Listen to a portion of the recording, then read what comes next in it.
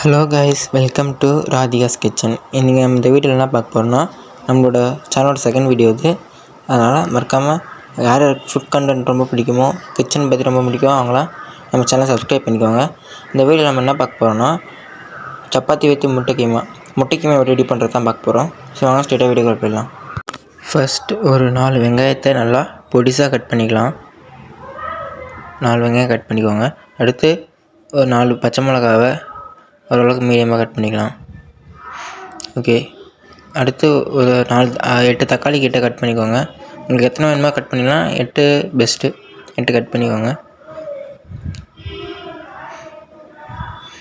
அப்புறம் ஒரு பாத்திரத்தில் கொஞ்சம் தண்ணி வச்சு அதில் உங்களுக்கு எத்தனை முட்டை வேணுமோ அத்தனை முட்டை போட்டுக்கோங்க. நாங்கள் வந்து 8 முட்டை போட்டுருவோம்.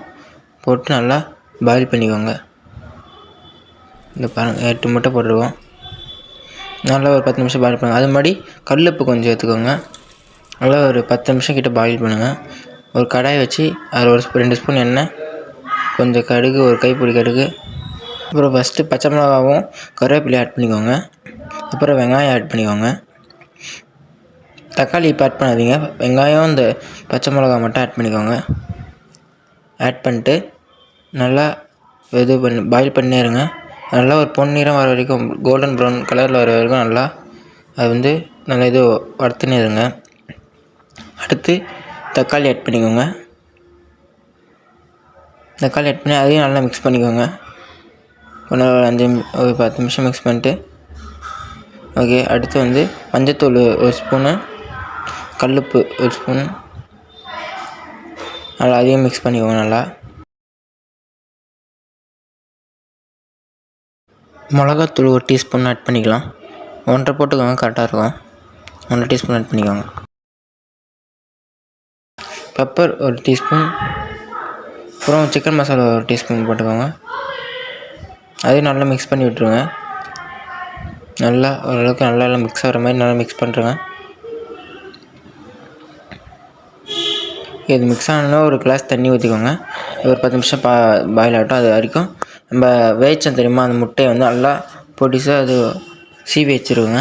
இந்த மாதிரி சீவுங்க, நான் வீடியோ காமிக்கிற மாதிரி நல்லா சீவுங்க. அப்போ தான் நம்ம ஆட் பண்ணி இது பண்ணால் கரெக்டாக வரும். காமிக்கிற பாருங்கள், இந்த மாதிரி நல்லா சீவிக்கணும். நீங்கள் நான் ஃபுல்லாக சீவி வச்சிட்டோம். அடுத்து அந்த கொதிச்சில தண்ணி, அதில் இந்த முட்டையை சேர்த்துருங்க. அந்த மசாலா கூட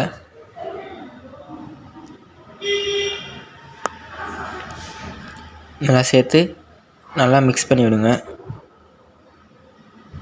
மிக்ஸ் பண்ணி விட்டிங்கன்னா, மிக்ஸ் பண்ணி விட்டு நல்லா மிக்ஸ் பண்ணுங்கள்.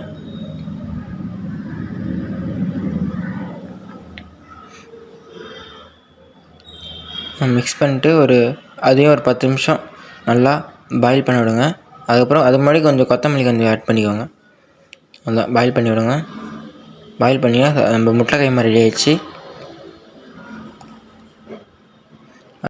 அடுத்து நம்ம சப்பாத்தி செய்யலாம். ஃபஸ்ட்டு ஒரு கோதுமை மாவு, மைதா மாவு உங்களுக்கு எவ்வளோ வேணுமோ அவ்வளோ போட்டுக்கோங்க. அப்புறம் ஒரு டேபிள் ஸ்பூன் உப்பு போட்டு தண்ணி ஊற்றி நல்லா பிசைஞ்சிக்கோங்க. நல்லா மாவை நல்லா பிசையணும். பிசைஞ்சால் தான் சப்பாத்தி நல்லா சாஃப்டாக வரும். உங்களுக்கு அது கரெக்டாக வர வரைக்கும் தண்ணி ஊற்றி பிசைஞ்சேடுங்க. நல்லா தண்ணி ஊற்றி நல்லா பிசையணும். அப்புறம் நான் கொஞ்சம் மாவு பிசைஞ்ச உடனே கொஞ்சம் எண்ணெய் ஊற்றி பிசையணும். உடனே பாருங்கள், மாவு கரெக்டாக வந்துச்சு பதமாக. ஓகே, இப்போ எடுத்துன்னு போயிட்டு அதை ஓகே, நம்ம இப்போ சப்பாத்தி வித் முட்டை கீமா ரெடி ஆகிடுச்சு. டேஸ்ட் பண்ணலாம் வாங்க. சூப்பராக இருக்குது. இது நீங்கள் ட்ரை பண்ணுங்கள். மறக்காமல் லைக் பண்ணுங்கள், ஷேர் பண்ணுங்கள், சப்ஸ்கிரைப் பண்ணுங்கள். பாய்.